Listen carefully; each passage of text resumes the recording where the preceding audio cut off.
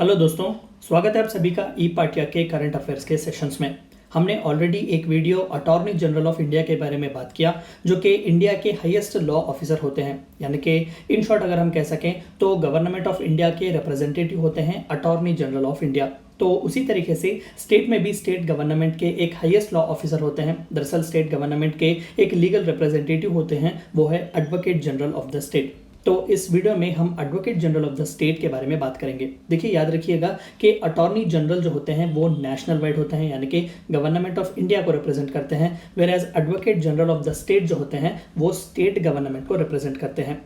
देखिए, जैसा कि हमने कहा कि attorney general of India as of now K Venugopal जी हैं, लेकिन एडवोकेट जनरल जो है वो हर स्टेट के लिए अलग अलग होते हैं, क्योंकि हर स्टेट के गवर्नमेंट अपने खुद का एक अलग एडवोकेट जनरल जो है वो अपॉइंट करती है। तो आइए आज के इस वीडियो में हम जानते हैं कि एडवोकेट जनरल होते क्या हैं, उनका अपॉइंटमेंट किस तरीके से होता है और उनका रिमूवल किस तरीके से होता है।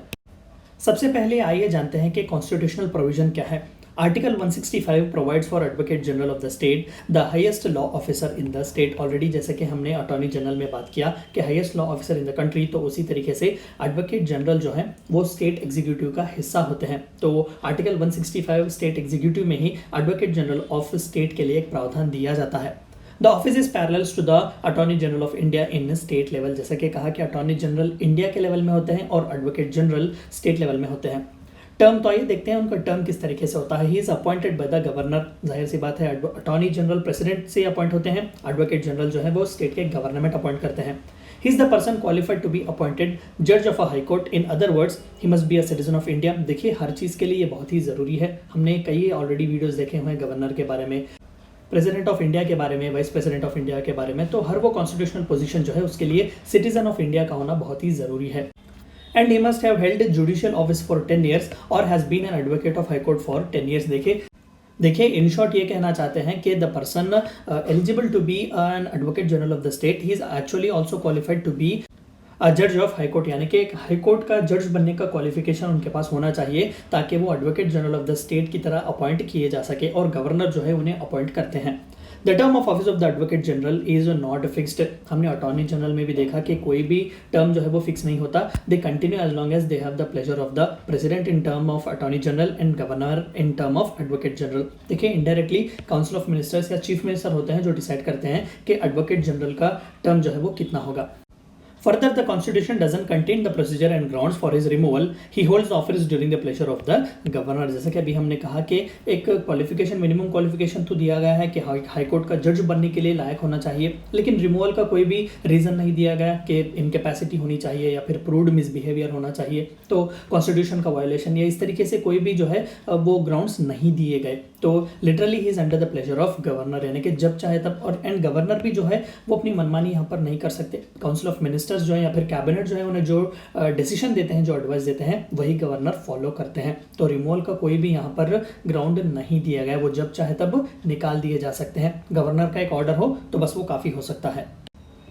ड्यूटीज तो आइए जानते हैं कि इनकी ड्यूटीज क्या होती हैं। He is the chief law officer of the government in the state. हमने नेशन में भी देखा कि अटॉर्नी जनरल जो है वो चीफ लॉ ऑफिसर होते हैं, हाईएस्ट लॉ या फिर लीगल बॉडी होते हैं पूरे कंट्री में। To advise state government upon such legal matters which are referred to him by the governor. Governor अगर कोई लीगल मैटर्स अगर एडवाइस पूछे तो एडवोकेट जनरल जो है स्टेट गवर्नमेंट को अपनी राय देते हैं उन लीगल मैटर्स पर। कोई भी लीगल इशू आ सकता है। To perform such other duties of a legal character that are assign to him by the governor. देखिए, यहाँ पर गवर्नर जब हम कहते हैं तो इनडायरेक्टली स्टेट गवर्नमेंट होता है, क्योंकि गवर्नर जो है वो रिप्रेजेंटेटिव होते हैं स्टेट गवर्नमेंट के। तो जो कोई भी लीगल काम, जो कोई भी लीगल हर्डल होता है वो जो है रिप्रेजेंट करते हैं हाईकोर्ट में। हाईकोर्ट में दरअसल स्टेट गवर्नमेंट को या फिर कहीं भी दूसरे कोर्ट में अगर किसी सेपरेट या फिर इंडिविजुअल स्टेट गवर्नमेंट को रिप्रेजेंट करना हो तो एडवोकेट जनरल ही रिप्रेजेंट करते हैं। तो जो कोई भी लीगल कैरेक्टर, जो कोई भी हो ड्यूटी जो है वो फुलफिल करते हैं। To discharge the functions conferred on him by the constitution और एनी अदर लॉ। तो स्टेट लेजिस्लेचर हो गया या फिर कोई भी दूसरा पार्लियामेंट का लॉ, जो कोई भी आ गया, अगर उन पर किसी भी तरीके का ड्यूटी रखता है तो वो भी फुलफिल की जा सकती है। देखिए, इन शॉर्ट बस इतना याद रखिएगा कि कोर्ट रिलेटेड जितने भी इश्यूज होते हैं गवर्नमेंट और जुडिशरी के बीच, वहाँ पर एक पॉइंट ऑफ आर्बिट्रेशन होता है जिसे एडवोकेट जनरल कहा जाता है, और सेंट्रल में उसे अटॉर्नी जनरल कहा जाता है।